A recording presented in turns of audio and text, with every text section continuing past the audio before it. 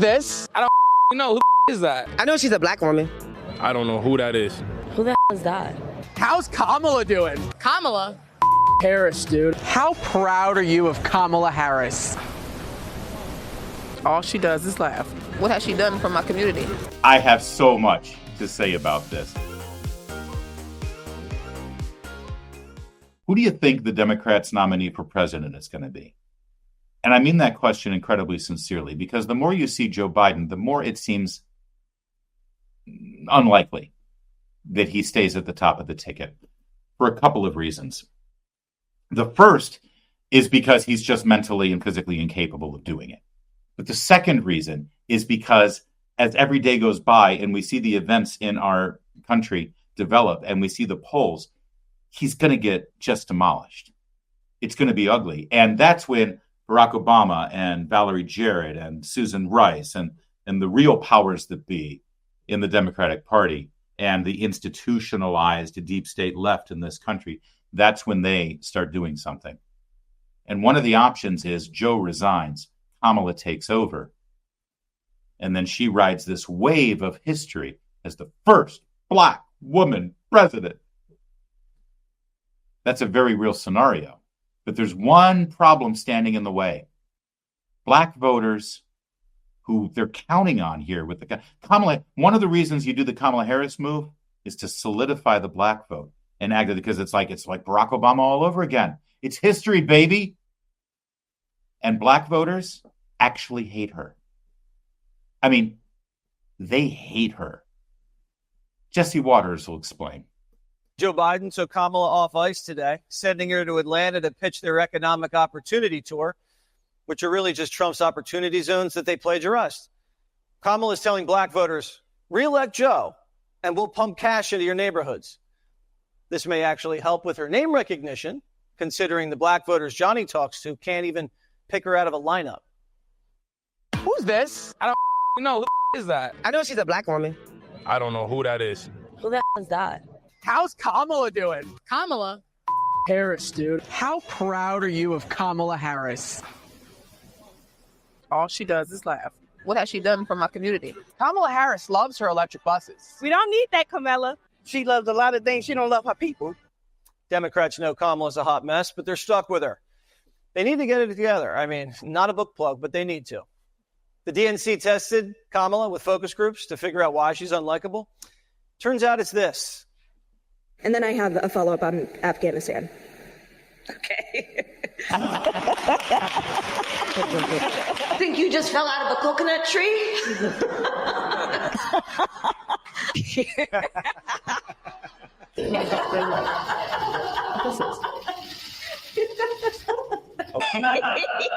Some people understand what I'm talking about. That cackle's hard to handle, but Kamala doesn't care. She is leaning into it. You were asking me earlier about what it means to be like the first woman. And, you know, it's funny because people still got to get used to this, right? I mean, my staff, for example, sometimes they'll show me little things that just amuse me. Like apparently some people love to talk about the way I laugh. Oh, yes. Okay. I love your laugh. Well, let me just tell you something. I have my mother's laugh. Oh. And I grew up around a bunch of women in particular who laughed from the belly.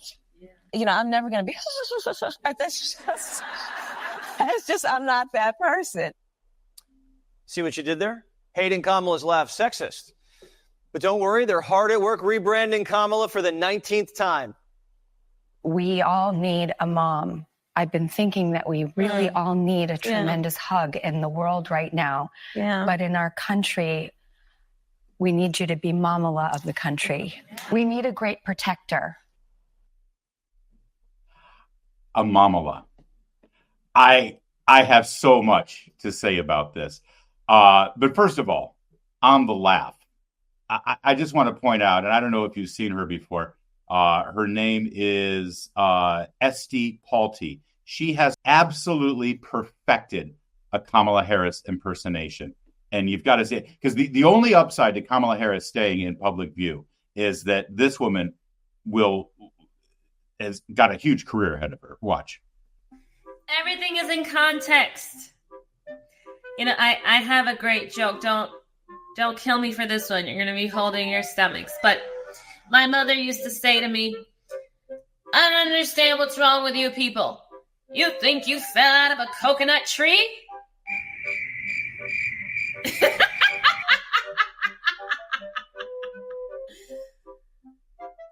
Right? So, right. And so the context. Coconuts. No? Montel like them. I'm sorry. I love her so much. She's especially the laugh. Hold on, one more. A Kamala Harris riddle. Let's go. Today is today. And yesterday was today yesterday. Tomorrow will be today tomorrow. So live today. So the future today will be as the past today as it is tomorrow. And what the did I just say? I'm sorry. I just can't get enough of her. So that's the laugh. And Jesse lays it out there very well. And yes, this appearance on Drew Barrymore, what's with the laugh? Oh, that's my mother's laugh. Oh, that's so amazing. This is the beginning of the process that I truly do believe is going to lead to Joe Biden stepping down and Kamala Harris taking over. If this works. See, they're beginning it now. If her numbers start to rise, if this whole PR offensive actually starts to build, then that's when the tap on the shoulder to Joe. Listen, if people just continue to hate her and it's not moving anywhere, then they're just going to ride Joe out as far as they can, or maybe that's when they, throw in Michelle. I don't know. I know one thing. They need to stay in power. That's all they've got. When they're out of power, they've got nothing. And the last thing they want is is Donald Trump to go in there. So this interview with Drew Barrymore was really the beginning of this new offensive to start addressing all of the things about Kamala Harris that people don't like and do it in a friendly setting. This is how these PR people think. This is how these comms people, don't worry, Drew Barrymore's going to be great. And you can talk about the laugh and you can say that when you attack me, you're being sexist because you're not used to a woman up there. Why is it all of the women who end up being politicians have this horrible cackle, like Hillary and now Kamala? You know why? Because they're not genuine. Nobody actually laughs like that for real. They're pretending. I'm relatable. Look at me laughing. And that's all they got. But I want to go back to this Mamala thing that she tried. Here's an extended cut of this conversation about how our country needs a hug. And you can be our mommy. And we need a Mamala. Kamala the Mamala. Watch. However, we need a great protector. Yeah.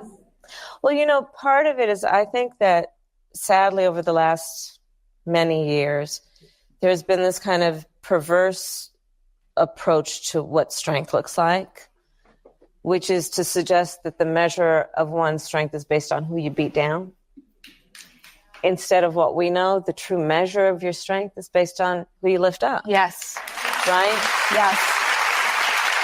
And if you ever want to measure, if you ever just want some indication, objective indication of your individual power, see what you can do to help other people in need. And it could be just a simple act. Yes. Including just taking some interest in actually listening. Yes. Oh, God. See, to think that I was hot for Drew Barrymore at one point in my youth. I'm so re-examining all of my life choices now. What has happened to her? I'm going to go watch Charlie's Angels again and sort of purge myself of this new Drew Barrymore. Yeah. Yes. Here's the thing about this whole we need healing, we need a hug, we need nurture, we need to be lifted up. You have been beating us down. You have been beating us to a pulp for the last decade. If we opposed Barack Obama's un-American destructive policies, we were immediately called a racist. And then we might as well have a hood on. Because you can't oppose a black president with bad ideas. No. It's not because of his ideas, it's because of the color of his skin. It's your inherent racism. We've been told what words we can use, what language we can use. We've been told what we're allowed to think and what we're not allowed to think. We've been told that if we object to a fully male, biologically intact dude walking into a women's restroom or locker room and salivating over the naked women there, if we've been told that as we're trying to protect our daughters and put some sort of societal, basic cultural norm back into our society, that we're the problem, that we're the hate mongers, that we're phobic in some way and a bigot, we've been told that if we think a nation deserves to protect its borders and not allow millions of criminals to cross into our country, stealing our jobs and going to our schools that we pay for, that in some way we're xenophobic, protectionist bigots. If we're told that we think maybe we might want to have a change, and instead of hiring Hillary Clinton to be our president, who has 30 years of lying, deceitful, corrupt behavior under her belt, and we want to try something new with a successful businessman in the White House to actually sort of jumpstart our economy and our society, and we've been told if we want to do that, we're deplorable.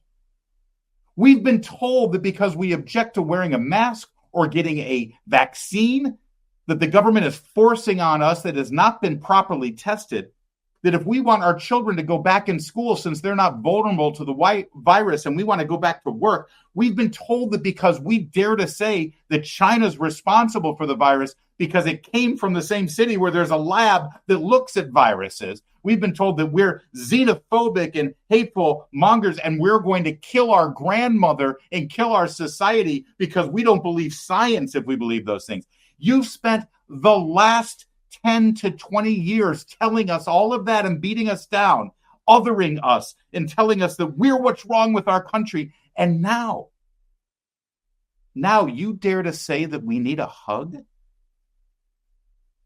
You dare to say that we need mothering? And by the way, the mother that we need is this woman, Kamala Harris? Yeah, I don't need a hug. I don't want a hug. I get a hug from people that I get a hug from. You want a hug? You get a hug from your wife. You get a hug from your husband. You get a hug from your mother or your father or from your children or your best friends, your pals, your fellas. That's what you get from a hug. I don't want that from a president. I don't want a hug from a president. I want a leader. I want a strong leader who can put our country back on its path. I want a strong leader who will not hug our enemies in foreign lands, but instill the fear of God in them. You want to know why we haven't had a female president up until now? Because of that, what you just saw. I want you to be our mamala. I don't want our president to be our mother or our father. We've had one father of this country. Long gone. But did you hear, though, right in the middle of that, where she's, there's been this fake idea of strength where it's supposed to be how you can beat the other person down instead of lifting people up, right? First of all, last I checked, Joe Biden spending a lot of time beating me down and beating you down, you MAGA fascist insurrectionist. But this whole beating the other guy down instead of lifting the other person up, that is one of these scripted, rehearsed, test-marketed, focus grouped, approved kind of lines that reeks of Kamala Harris phoniness. It's the reason why people don't like her. It has nothing to do with her sex. It has nothing to do with her race. It might have something to do with her coming from California. But most of it is because we know she's fake. We know she's a fraud. From the laugh down to the policies, down to the rehearsed and scripted lines. That's who she is. That's all she's ever been. You want proof? Here's a little proof. I can imagine what can be and be unburdened by what has been. You know? What can be unburdened by what has been. What can be unburdened by what has been. What can be unburdened by what has been. What can be unburdened by what has been. What we can see, what we believe can be unburdened by what has been. What can be unburdened by what has been. What can be Unburdened by what has been. What can be. Unburdened by what has been. Who we can be, unburdened by who we have been. What can be. I want you to know that this goes on for another 3 minutes. It's a great montage put together by the folks at the RNC. And it's the same line over and over again. In fact, and not just the same line, but I'm sure you've seen it, the hand gestures. It's all the same. Oh, this time she didn't do the hand gesture. Wait for it, though. Can be unburdened by what has been. Can be unburdened by what has been. Can be what has been. Can be what has been. Can be what has been. It's over and over again. It's uncanny. It's frightening, actually. It's terrifying. It's Kamala Harris. You know, when all is said and done, you know, the idea that she's the first Black woman president is a huge deal. And Lord knows she's smarter than all of us, right? I mean, she's brilliant. She's a transcendent figure. There's so many, and she's so genuine, and she's so funny. And but honestly, I think what I love most about Kamala Harris, it's got to be her authenticity. We're not worthy of having a leader, a mamala like Kamala Harris, a person like this in our life. I personally, for one, I'm going to reflect on how fortunate we might be if she deigns to ascend to the throne of the White House and rule over all of us, her subjects. I'm going to sit and ponder that reality for a bit as I consider what has been, unburdened by what. Oh, I did it wrong, didn't I? That's right. I'm sorry. This is why I'm not Kamala Harris. I'm going to sit and ponder what can be, unburdened by what has been.